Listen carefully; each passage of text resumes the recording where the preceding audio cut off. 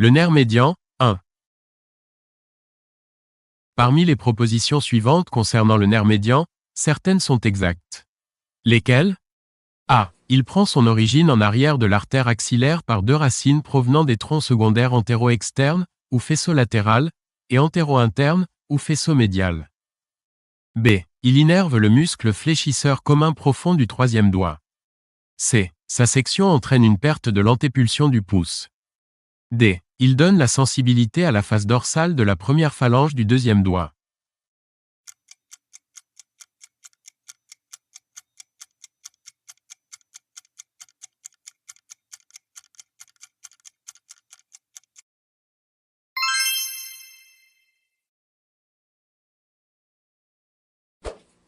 Certaines des propositions suivantes concernant le nerf médian sont exactes. Lesquelles?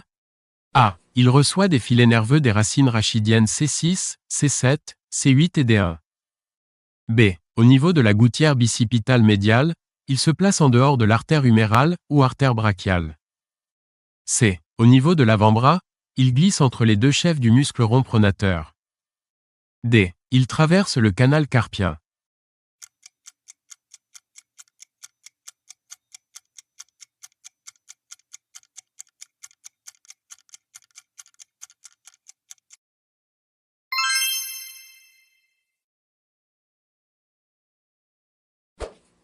Le nerf médian présente certains des caractères suivants.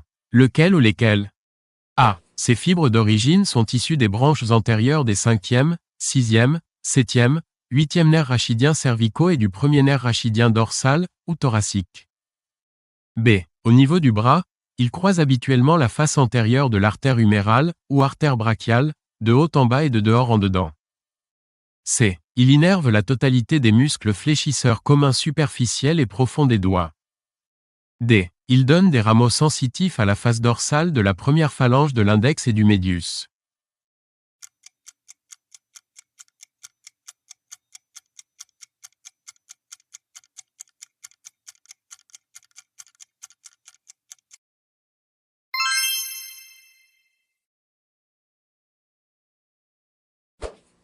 Certaines des propositions suivantes sur le nerf médian sont fausses.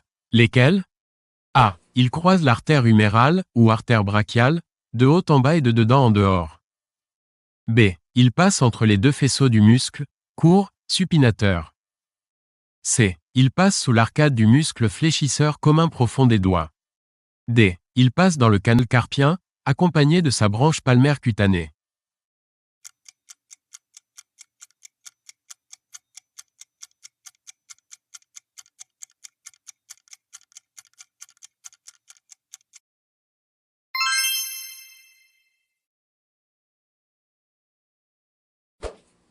Le nerf médian présente certains des caractères suivants. Lequel ou lesquels? A. Ces axones proviennent des 6e, 7e et 8e nerfs cervicaux et du premier nerf dorsal, ou thoracique. B. Au tiers supérieur de l'avant-bras, il glisse entre les deux chefs du muscle rond pronateur. C. À ce niveau, il reste séparé de l'artère ulnaire par le chef profond du muscle rond pronateur. D. Il est le nerf de la supination.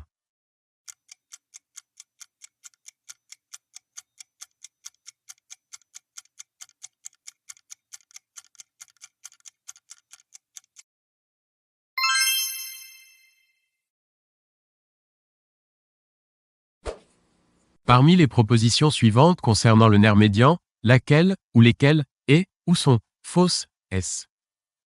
A. Sous l'articulation du coude, le nerf médian glisse en arrière des deux chefs du muscle rond pronateur. B. Il chemine ensuite entre les corps charnus du muscle fléchisseur commun superficiel des doigts et du muscle fléchisseur profond des doigts en arrière. C. Au poignet, il descend entre le tendon du muscle brachioradial, ou muscle long supinateur, en dehors et celui du muscle fléchisseur radial du carpe, ou muscle grand palmaire, en dedans. D. Il chemine dans le canal carpien en arrière du rétinaculum des fléchisseurs, ou ligament annulaire antérieur du carpe.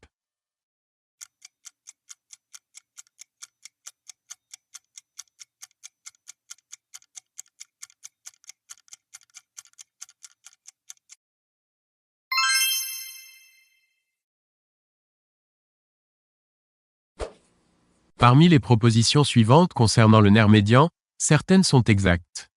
Lesquelles? A. Le nerf médian naît par deux racines en avant de l'artère brachiale ou artère humérale. B. Au niveau de la gouttière bicipitale médiale, l'artère brachiale est située en dehors du nerf médian. C. Ces fibres nerveuses proviennent des racines C6, C7, C8 et D1. D. Au niveau du tiers distal du bras, il est en rapport, dans le canal brachial, avec le nerf musculo-cutané.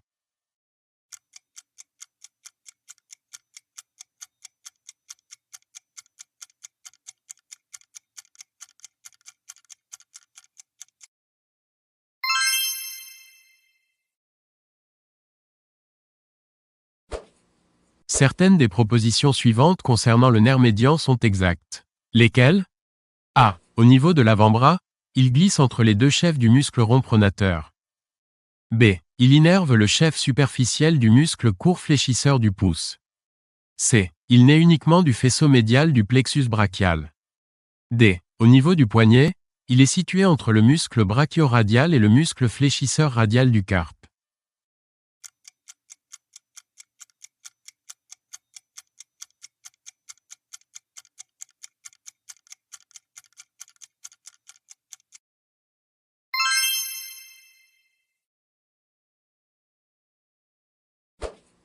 Certaines des propositions suivantes concernant le nerf médian sont exactes. Lesquelles?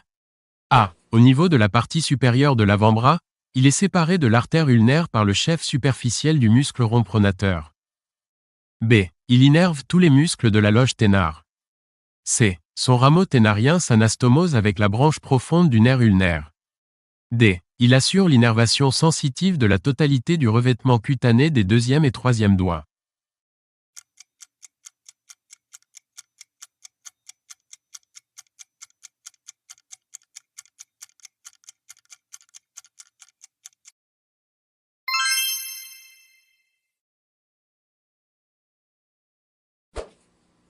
Certaines des propositions suivantes concernant le nerf médian sont fausses. Lesquelles? A. Le nerf médian naît par deux racines en dehors de l'artère brachiale ou artère humérale. B. Il croise ensuite la face antérieure de l'artère brachiale de haut en bas et de dehors en dedans. C. À la partie supérieure de l'avant-bras, il est séparé de l'artère ulnaire par le chef superficiel, ou épicondylien, du muscle rond pronateur. D. Il traverse le canal carpien en dehors du tendon du muscle fléchisseur superficiel des doigts destiné à l'index.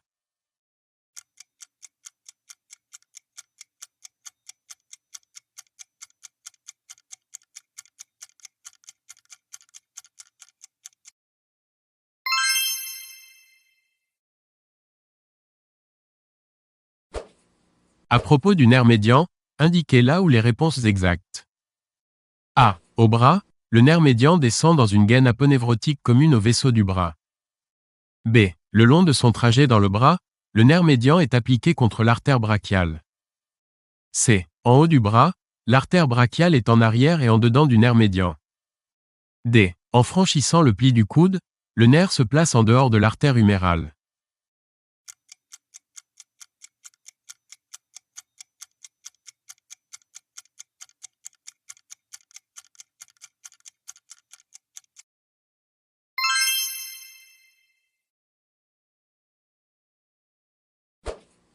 Parmi les rapports du nerf médian, quelles S et sont là les propositions S, vrai, S.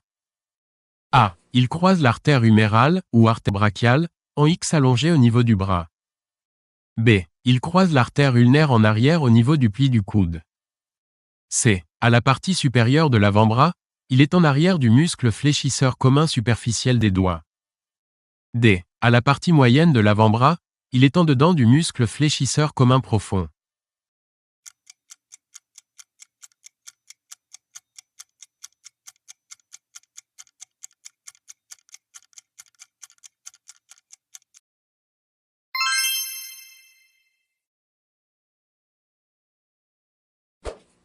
Parmi les propositions suivantes concernant le nerf médian, certaines sont exactes.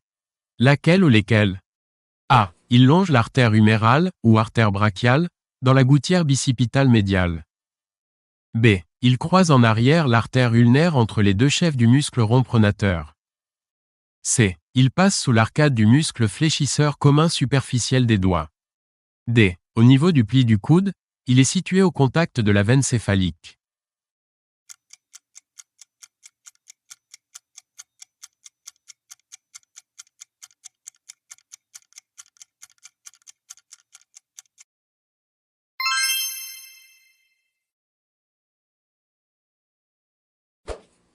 Parmi les propositions suivantes concernant le nerf médian, certaines sont exactes. Lesquelles? A. Il chemine dans la gouttière bicipitale médiale dans le canal brachial. B. Il innerve le chef épitrocléen, ou épicondylien, du muscle rond pronateur. C. Il innerve le muscle fléchisseur radial du carpe, ou muscle grand palmaire. D. Il innerve la face cutanée dorsale de la première phalange du pouce.